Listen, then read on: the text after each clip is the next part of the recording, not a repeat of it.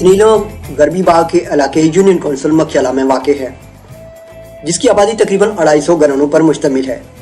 ये गाजियाबाद से जनूब की तरफ तकरीबन 13 किलोमीटर के फासले पर वाक़ है।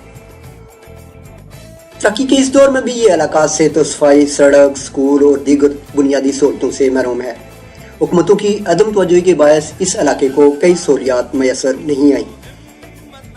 आज भी इस इलाके की ख्वातीन सरों पे पानी उठाकर लाने पर मजबूर हैं। इलाके की अकलौती 13 किलोमीटर सड़क खंडात का मंजर पेश कर रही है और इलाके में मौत बांट रही है।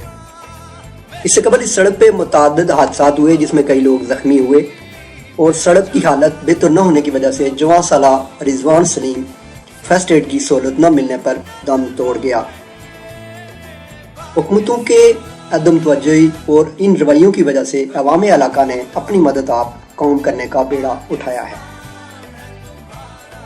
मुकामी नौजवानों ने अंजुमन नौजवान तनीला नाड़ाकोट के नाम से एक तंजीम का क़याम अमल में लाया, जिसने इलाके में काम का आगाज कर दिया है।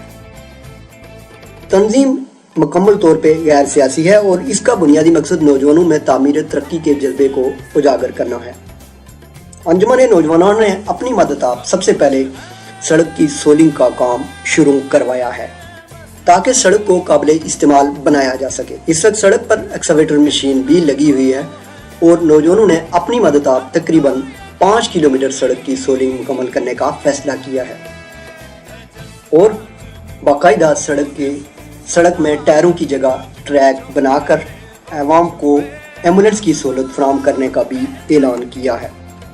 एक अंदाजे के मुताबिक इस एम्बुलेंस के लिए तकरीबन 19,50,000 रुपये के अखराजात मुतवक्को हैं। इसके अलावा इलाके में फर्स्ट एड की सहूलत भी मुहैया की जा रही है, जिस पर तकरीबन 3 लाख रुपए के अखराजात मुतवक्को हैं। पानी के लिए तकरीबन 3 से 4 लाख की रकम की ज़रूरत है।